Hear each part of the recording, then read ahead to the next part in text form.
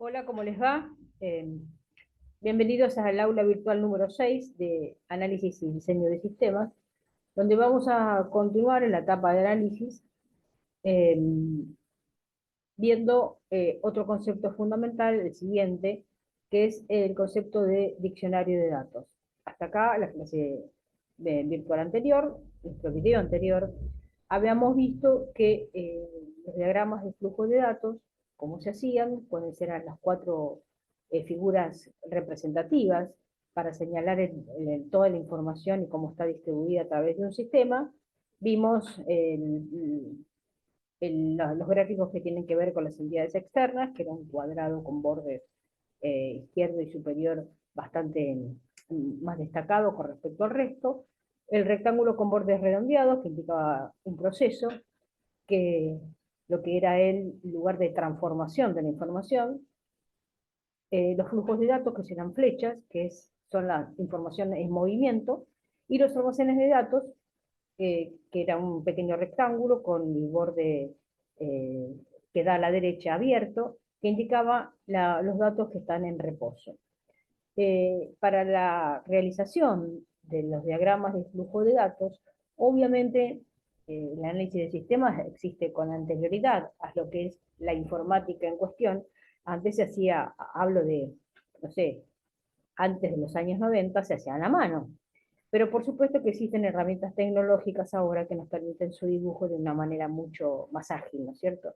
El, por ejemplo, el Microsoft Visio es uno de estos lenguajes es un software que nos permite la manipulación del dibujo, de los diagramas de flujo de datos con bastante facilidad, bastante facilidad. Así que les aconsejo su uso, pero no descarto también que, bueno, digamos, de una manera muy simple, muy fácil de usar. El Word tiene en el apartado de formas una sección que dice diagrama de flujos de datos, donde ustedes también pueden utilizarlo, ¿no? Pero bueno, no es el mejor de los elementos, no es el más adecuado. Les aconsejo siempre el Microsoft Visio, que siempre es el mejor. Pero bueno, pueden haber otros y también lo pueden utilizar. Digamos, software para el diseño del diagrama de flujos de datos hay y mucho. Como les decía, ahora vamos a ver también el concepto de diccionario de datos. Por eso vamos a pasar a una segunda parte del proceso de análisis de sistemas. Bueno, como les decía, vamos a ver los diccionarios de datos. ¿Qué es un diccionario de datos? Un diccionario de datos, o también llamado repositorio de metadatos, como lo define el diccionario de computación de IBM, es un repositorio centralizado de información sobre datos tales como significado, relación o con otros datos, origen, uso y formato. Es decir, en el diccionario de datos tenemos todos los datos que utiliza nuestro sistema. Todos. Todos los datos que utiliza el sistema que vamos a desarrollar o que vamos a estudiar o que vamos a implantar, todos los datos van a estar almacenados en este diccionario de datos. La segunda herramienta de modelado importante, aunque no tiene la presencia de atractivo gráfico como tiene el diagrama de flujo de datos, los diagramas de entidad-relación o los diagramas de estructura de datos, es el diccionario de datos. El diccionario de datos es un listado organizado de todos los datos pertinentes al sistema con definiciones precisas y rigurosas para que tanto el usuario como el analista tengan un entendimiento común de todas las entradas, de todas las salidas, de todos los componentes de almacenes y cálculos intermedios. El diccionario de datos define los datos haciendo lo siguiente. Describe el significado de los flujos y almacenes que se muestran en todos los DFD. Describe la composición de agregados de paquetes de datos que se mueven a lo largo de los flujos, es decir, paquetes complejos que pueden descomponerse en unidades más elementales. Describen la composición de los paquetes de datos en los almacenes. Especifica los valores y unidades relevantes de piezas elementales de información en los flujos de datos y en los almacenes de datos.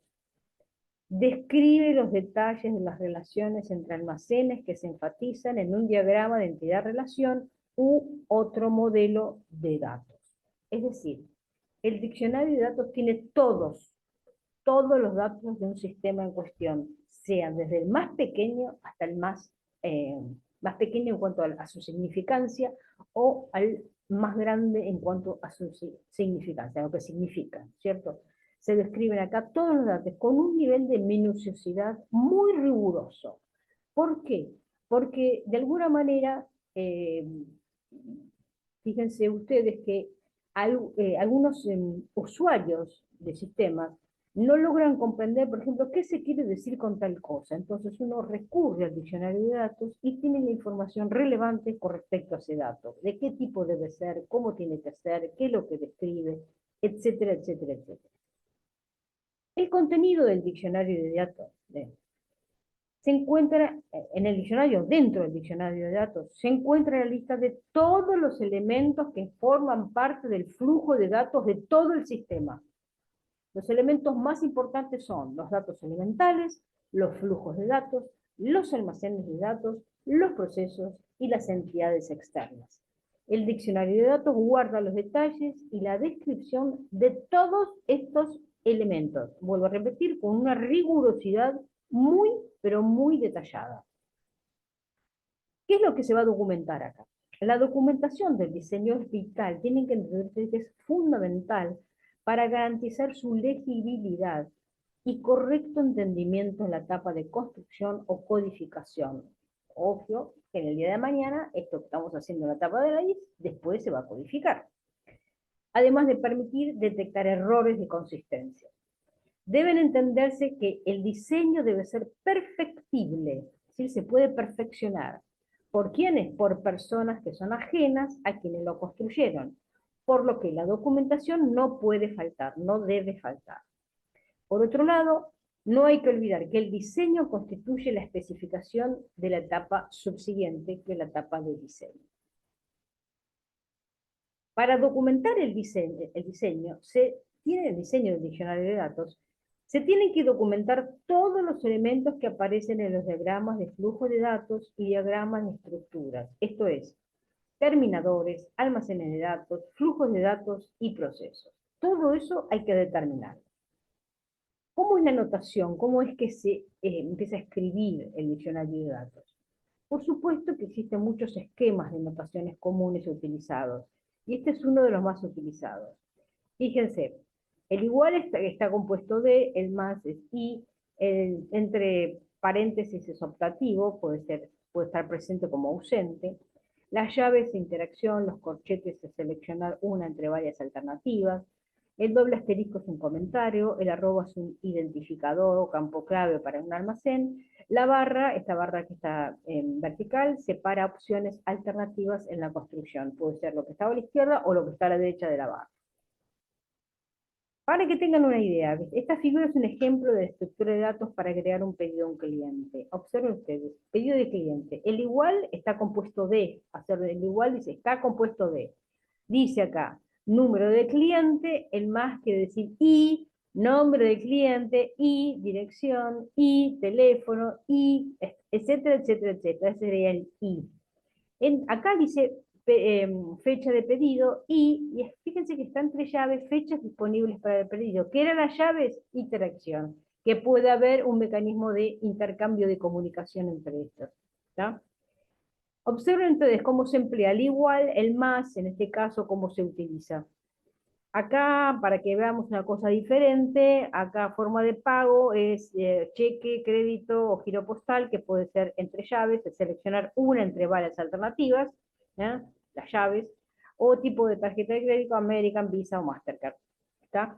Esas serían las opciones de cómo se diseña, cómo se diseñaría en la anotación que utiliza el diccionario de datos para llevarlo a cabo. Con anterioridad a los diccionarios de datos computacionales, se hacía manualmente, había ciertos formularios para cada una de estas cosas. Fíjense, descripción de un flujo de datos, donde acá el ID significa el nombre, el número que es identificado, el nombre del flujo de datos, información del usuario, la descripción contiene información del usuario, se usa para actualizar la base de datos de usuario y crear un registro. El origen es la entidad externa usuario y el destino sistema de control de salas de Internet.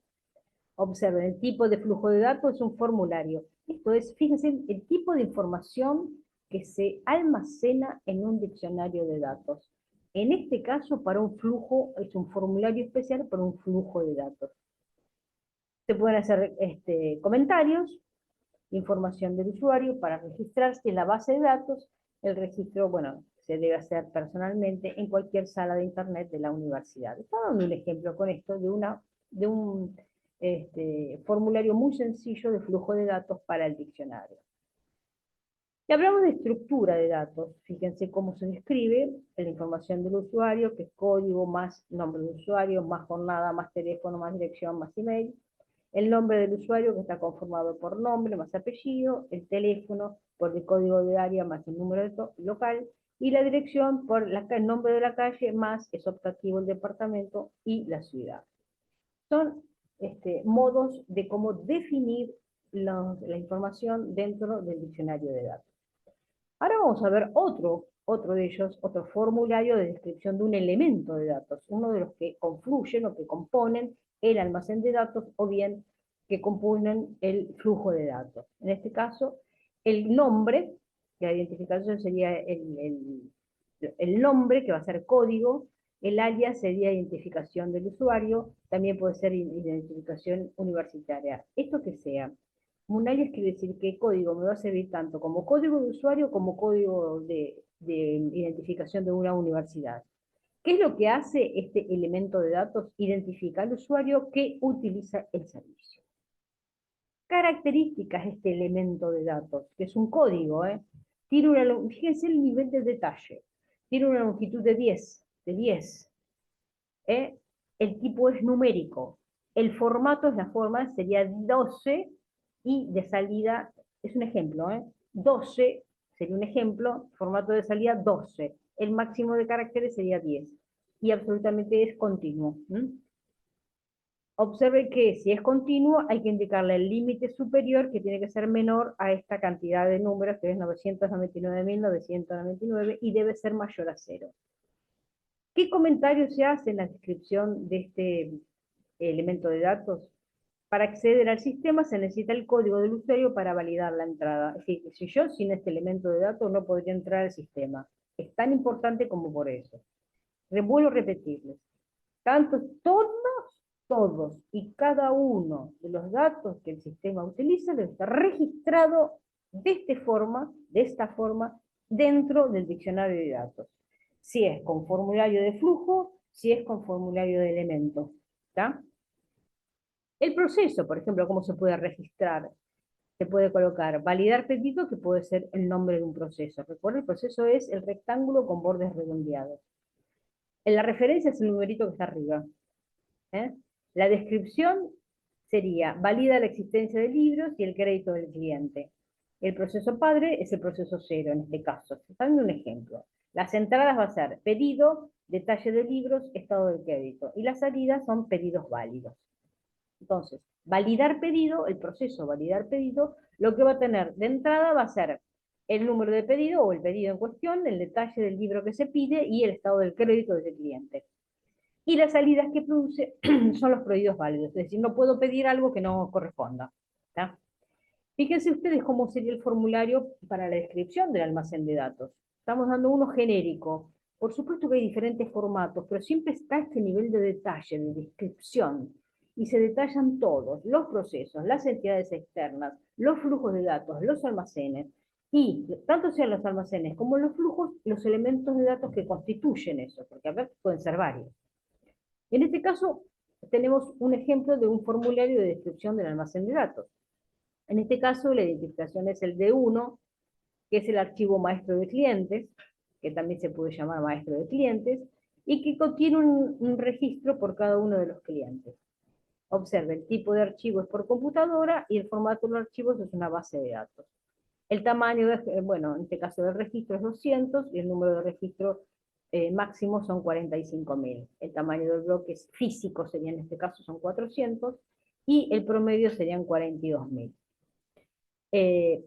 Bueno, y acá sería el nivel de, fíjense ustedes, quién, este almacén de datos, por quién es usado, por el maestro del cliente, su registro, cómo está compuesto, cuál es la clave principal, cuáles son las claves secundarias, es decir, ya acá hay un nivel de definición muy finito, muy finito.